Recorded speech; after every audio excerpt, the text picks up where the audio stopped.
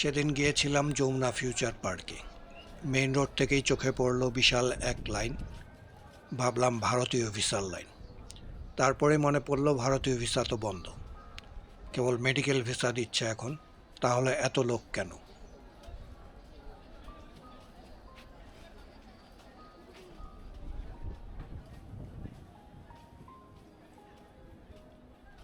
ভিতরের কাজ সেরে যখন আবার বের হচ্ছি তখন আগের মতোই ভিড়। তখন জানলাম এটি আসলে সৌদি ভিসার লাইন। আগে সোনারগাঁ হোটেলে এরকম ভিড় থাকতো। তাদের ভিসা সেন্টার যে যমুনায় নিয়ে এসেছে সেটি জানা ছিল না।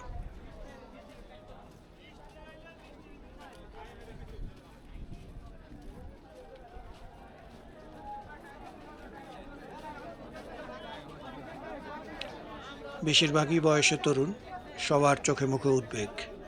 হয়তো ভাবছে সময় মতো ভিতরে ঢুকতে পারবে কিনা। হাঁটতে হাঁটতে শুনছিলাম একটা 30-এর কথা অনেকেই বলছে। হয়তো এটাই কাগজপত্র জমা দেওয়ার শেষ সময়।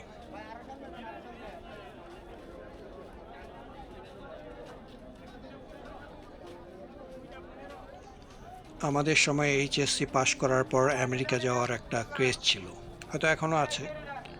সে সময় পোলাপান ভোররাতে উঠে আদমজি কোর্টে আমেরিকান এম্বাসিতে লাইন দিত।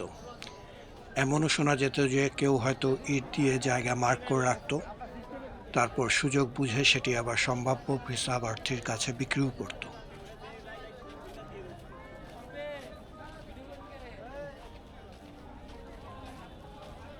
তবে এরাই আসলে আমাদের অর্থনীতির চাকা সচল রেখেছে। সকলকে অনেক অনেক অভিনন্দন।